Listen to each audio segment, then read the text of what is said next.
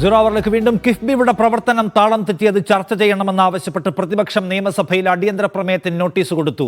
Roji M John MLA ആണ് notice നൽകിയത്. മണിയാർ വിഴിഞ്ഞം പദ്ധതികളുമായി ബന്ധപ്പെട്ട ചോദ്യങ്ങൾ ചോദ്യോത്തരവേളയിൽ വരും. ധനമന്ത്രി ബാലഗോപാൽ അവതരിപ്പിച്ച ബജറ്റിന്മേലുള്ള പൊതുചർച്ചയും ഇന്ന് തുടങ്ങും. സെയ്ഫ് സൈൻലാബ്ദീൻ തിരുവനന്തപുരത്ത് നിന്ന് കൂടുതൽ വിവരങ്ങളുമായി. സെയ്ഫ്, ഏതൊക്കെ സെയ്ഫിലേക്ക് വരാം. കിഫ്ബി എന്ന കുഞ്ഞിന് ബൂസ്റ്റും പാലും കൊടുക്കണമെന്നാണ് പ്രതിപക്ഷം ആവശ്യപ്പെടുന്നതെന്നാണ് ബഹുമാനായ ധനകാര്യമന്ത്രി ഇവിടെ പറഞ്ഞത്. സർ, ഞങ്ങൾക്ക് പറയാനുള്ളത്, ആ കുഞ്ഞിനെ ഇപ്പോൾ ഡ്രിപ്പ് കൊടുത്ത് കിടക്കേണ്ട അവസ്ഥയിലേക്ക് എത്തിച്ചിട്ട് അതിൽ നിന്ന് രക്ഷിക്കണമെന്നാണ് ഞങ്ങളിപ്പോൾ പറയുന്നത്. കാരണം സർ, ബജറ്റിന് പുറത്ത് കടമെടുത്ത് സംസ്ഥാനത്ത് തേനും പാലും ഒഴുക്കുമെന്ന് കൊട്ടിഘോഷിച്ച് രൂപീകരിച്ച കിഫ്ബി ഇന്ന് നമ്മുടെ കേരളത്തിന് തന്നെ ഒരു വലിയ ബാധ്യതയായി മാറുന്ന കാഴ്ചയാണ് നമ്മൾ കണ്ടുകൊണ്ടിരിക്കുന്നത്. കിഫ്ബി രൂപീകരണ വേളയിൽ ഇവിടെ ബഹുമാനായ മന്ത്രി സൂചിപ്പിച്ച ബോറോവിങ്ങിനെ ഉൾപ്പെടെ കിഫ്ബി രൂപീകരണ വേളയിൽ പ്രതിപക്ഷം ചൂണ്ടിക്കാണിച്ച ആശങ്കകളും മുന്നറിയിപ്പുകളും ഒന്നൊന്നായി ശരിയായി വന്നുകൊണ്ടിരിക്കുന്ന സാഹചര്യമാണ് നമ്മുടെ മുമ്പിലുള്ളത്.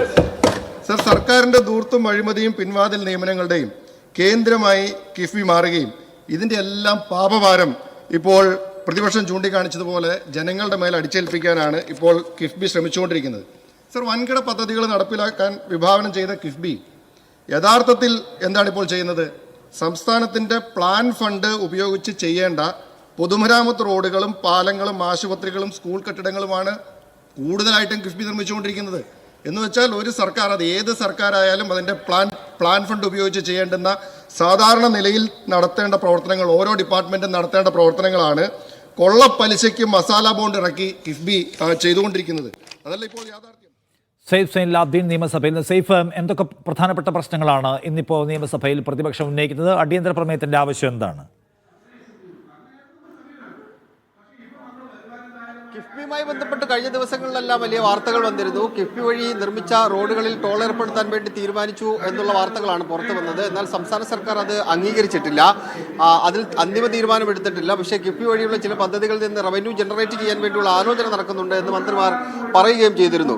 ഈ പശ്ചാത്തലത്തിലാണ് പ്രതിപക്ഷം കിഫ്ബിയുമായി ബന്ധപ്പെട്ട വിഷയം അടിയന്തര പ്രമേയമായി ഇന്ന് നിയമസഭയിൽ കൊണ്ടുവന്നത്. പക്ഷേ ടോൾ പിരിക്കുന്നതുമായി ബന്ധപ്പെട്ട കാര്യങ്ങൾ ഈ അടിയന്തര പ്രമേയ നോട്ടീസിൽ പറഞ്ഞിട്ടില്ല. കിഫ്ബി വഴിയുള്ള പദ്ധതികൾ താളം തെറ്റുന്നു എന്നുള്ളതാണ് പ്രതിപക്ഷം നിയമസഭയിൽ ഉന്നയിച്ച വിഷയം. അത് സഭ നിർത്തിവെച്ച് ചർച്ച ചെയ്യണം എന്നാണ് അടിയന്തര പ്രമേയ നോട്ടീസിലൂടെ റോജി എം ജോൺ ആവശ്യപ്പെട്ടത്. ആദ്യഘട്ടത്തിൽ ധനമന്ത്രി തന്നെ മറുപടി നൽകി. അദ്ദേഹം സൂചിപ്പിച്ചത് പ്രതിപക്ഷം കിഫ്ബിയെ ജനിക്കൊല്ലാൻ വേണ്ടി ശ്രമിക്കുകയാണ്, കിഫ്ബി ജനിക്കുന്നതിന് മുമ്പ് തന്നെ കഴിച്ചു ധരിച്ച് കൊല്ലാൻ ശ്രമിച്ചവരാണ് പ്രതിപക്ഷം എന്ന് പറഞ്ഞുകൊണ്ട് പ്രതിപക്ഷത്തെ അംഗങ്ങളുടെ മണ്ഡലങ്ങളിൽ കിഫ്ബി വഴി നടപ്പാക്കിയ പദ്ധതികളെക്കുറിച്ചും അതുപോലെ തന്നെ കിഫ്ബി വഴി ഇതുവരെ എത്രത്തോളം പദ്ധതികൾ നടപ്പാക്കി എന്ന കണക്കും അദ്ദേഹം വിശദീകരിക്കുക ഉണ്ടായി.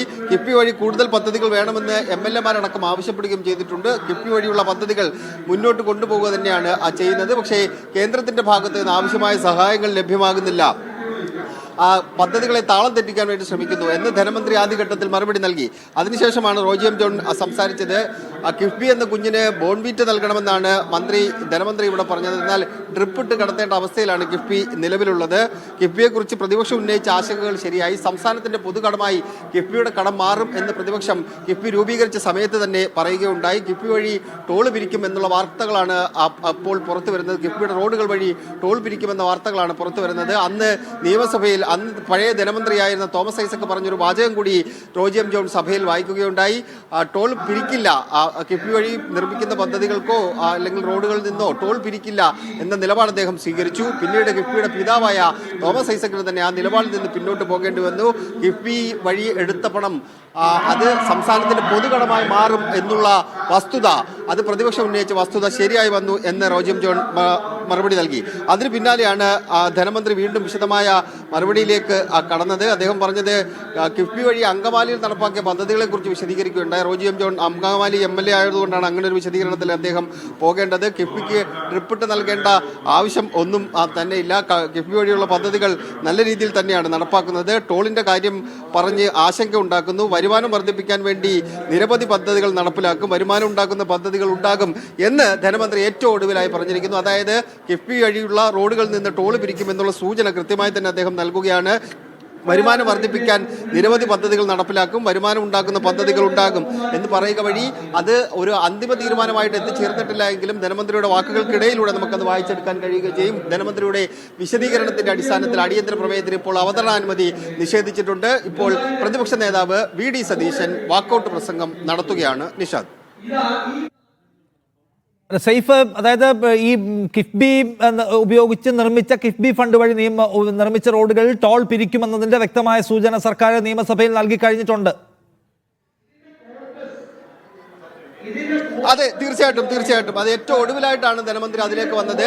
ഈ നോട്ടീസിൽ ഞാൻ നേരത്തെ സൂചിപ്പിച്ച പോലെ കിഫ്ബിയുടെ ടോളുമായി ബന്ധപ്പെട്ട കാര്യങ്ങൾ സൂചിപ്പിച്ചിരുന്നില്ല. പക്ഷേ അടിയന്തര പ്രമേയത്തിന് അവതരണാനുമതി തേടിക്കൊണ്ട് സംസാരിച്ച റോജി എം ജോൺ അതേക്കുറിച്ച് സൂചിപ്പിക്കുക ഉണ്ടായി.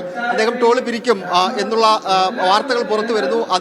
അതുമായി ബന്ധപ്പെട്ട് സംസ്ഥാന സർക്കാരിന്റെ നിലപാട് എന്താണ് എന്നുള്ള ചോദ്യമടക്കം അദ്ദേഹം ഉന്നയിച്ചിരുന്നു. മറുപടി പ്രസംഗത്തിന്റെ ആദ്യഘട്ടത്തിലൊന്നും ധനമന്ത്രി അതേക്കുറിച്ച് സംസാരിച്ചിരുന്നില്ല. ഏറ്റവും ഒടുവിലായിട്ട് അദ്ദേഹം പറഞ്ഞത് ടോളിന്റെ കാര്യം പറഞ്ഞ ആശങ്ക ഉണ്ടാക്കുകയാണ്.